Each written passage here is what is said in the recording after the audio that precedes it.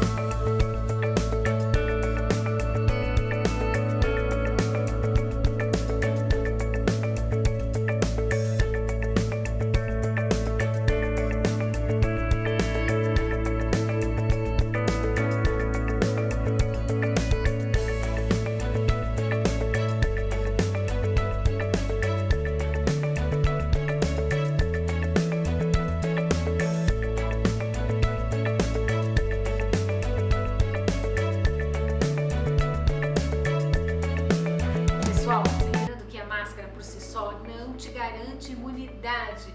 Por favor, faça o que pede as autoridades sanitárias. Fique em casa, lave as mãos, lave as mãos, lave as mãos. Te espero no próximo vídeo.